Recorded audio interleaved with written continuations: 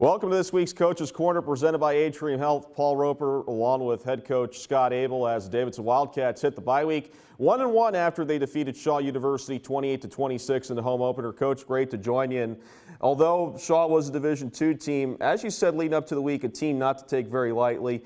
They had a very good performance, but you guys still came up with a W. Well, they're a very talented team, right? I would tell you, just probably about as talented as team that we may play for the rest of the year, right? Size up front was a big thing we knew coming into it.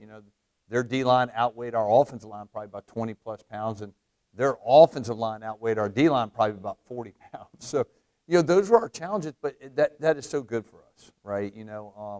And we did some great things in that game. We got out early 14-0, had a chance to go up 21-0 when we turned the ball over. And those are things we got to correct, right? And we got to correct those momentum moments in games where you're ready to put a team away, ready to capture really something special, and then we kind of have a lapse, and that those are reasons you play these non-conference preseason games, right? And to get you ready for a conference play. But overall, I really thought we did a lot of great things offensively and defensively, and excited to go now to this bye week, get ready for PFL play. Well, of course, San Diego will be coming here in a couple of weeks to take on the Wildcats in the Pioneer Football League opener, but let's talk about one last time about the fans. Over 4,200 in attendance at Richardson Stadium for the home opener on Saturday, and they certainly brought the energy. It was fantastic. We've talked about that, and I think back down to now 2019 Georgetown, right? We had a sold-out crowd. That's what it reminded me of, right? And you expect that maybe in your big rivalry games. Hopefully San Diego coming up will get a similar crowd or bigger, and Georgetown, but Shaw, a team that no one's really familiar with, to get that kind of turnout is fantastic, and it just tells you where our programs come. And and I there's no doubt they got a great game to watch. I know some people wanted that thing to be a blowout and get boring, and probably me one of them, but that's just not how football works, right? And I think as our program progresses, man, to see that kind of crowd, that kind of enthusiasm, it's just really great for our entire program, our team, and our players.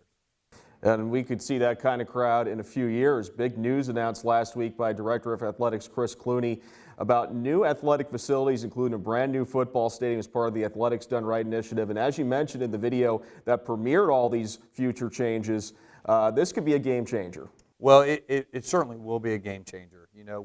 This has been something we've worked on, been in the works for quite some time now, Chris and I, and so grateful to have the backing and support of our leadership here on campus, Carol, our board, the great alums who have stuck by this program through some lean years to see where we are now, and then really to put a brand new facility project on the table and be committed to it.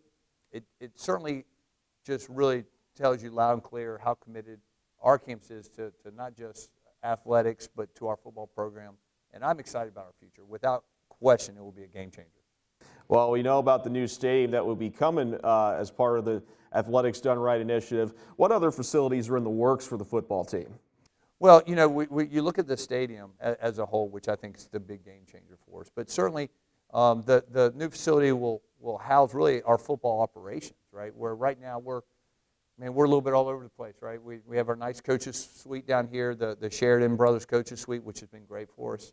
But there's no meeting space, okay? So we hit the road, as I call it, when our coaches go to meet with our players. We're in classrooms spread out around campus, and then that's not in our stadium, and then our stadium houses our locker room and our weight room. And the new facility, it'll what I call a one-stop shop, right? It'll have our offices, and there'll be meeting space there for us, for our team. Our locker room's right there. Our new weight room will be in the facility as well. And so really exciting time for our football program. And athletics as a whole, right? Our women's lacrosse program, right? Same thing, right? They'll have the facility right there. We'll share that with them. I'm excited for it. Field hockey will now get a locker room on kind of that side of campus where their stadium is, and an opportunity for a whole athletic program to grow with the new weight room facility, new nutrition facility, wellness center, really important. And I'm very blessed that I'm one part of this.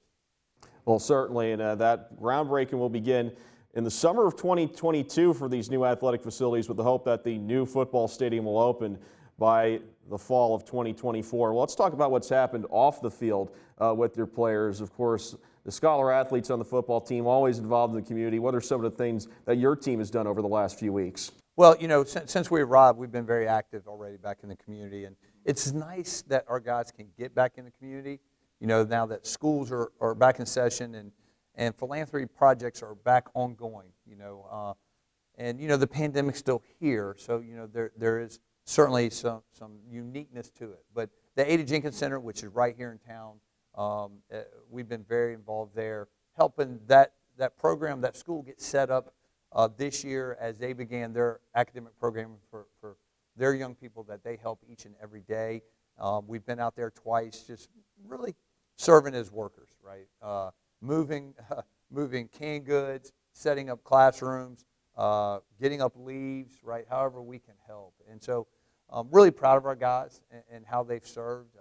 You know, our PACE initiative during this bye week will begin to really create some opportunities for our guys to hopefully continue to grow some of the understanding on campus of how can we engage everyone, no matter where they're coming from, no matter what their background is. And we believe that's important here. And our guys take a great deal of pride in that. And I'm looking forward to once again, being a part of the greater solutions in our community, not just inside our football program. Well, you already mentioned that with players working on stuff in the community during the bye week. What else is in the works for this bye week?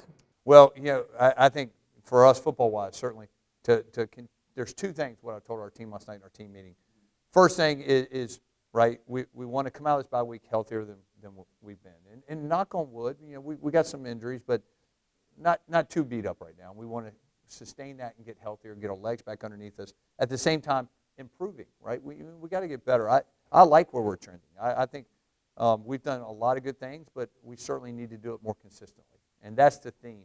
How can we become the most consistent program we can be? Second phase of that is how do we get our young guys some experience? Like we love these bye weeks. We call them next man up scrimmages, right? You know, and so we'll have a next man up scrimmage at the end of the week, really for our young roster that maybe hasn't had the opportunity to play in games yet, but to give them some game-like experience, and I think those are instrumental for us. Well, it's interesting you mentioned that because a few years ago, someone who didn't have as much experience but really blew up last spring and already has 3 touchdowns this year is Coy Williams, who just continues to do tremendous work out of the backfield. What are some of the things you've noticed in him from when he first stepped on campus to now that have allowed him to take the next step at this level? I think the biggest thing I notice in Coy is his confidence, right? You know, here he is a senior, he's a captain. I think he's being a great leader for us, right? You hear his voice more and more each day, right? And as he learned the offense, he just became more and more comfortable and gave him confidence. And he's a young man that he listens, he learns, and then he applies exactly what you coached him to do. And that's a great skill. People don't realize that. People always want to measure your skilled athletes and how fast they run, and Coy has great speed. We know that. But one of his great abilities is his ability to apply what is learned in our football classroom, right, in film, and apply that to the field. And now that he's a senior, all that application is paying off, as it did in the spring. Well, that's certainly very good words to hear about Coy, who will be part of our player focus later this week on DavidsonWildcats.com. Well, that'll do it now for our Coach's Corner, presented by Atrium Health. Coach, thanks as always for your time. Thanks, Paul. And coming up in a couple of weeks, it'll be San Diego. The Toreros coming in for the conference opener against your Davidson Wildcats. Keep in mind the kickoff time has changed. It is now a noon kickoff. We'll have our pregame coverage starting at 11:30 in the morning on the Davidson Sports Network from Learfield. That'll do it for our Coach's Corner presented by Atrium Health. My name is Paul Roper. We'll see you next time.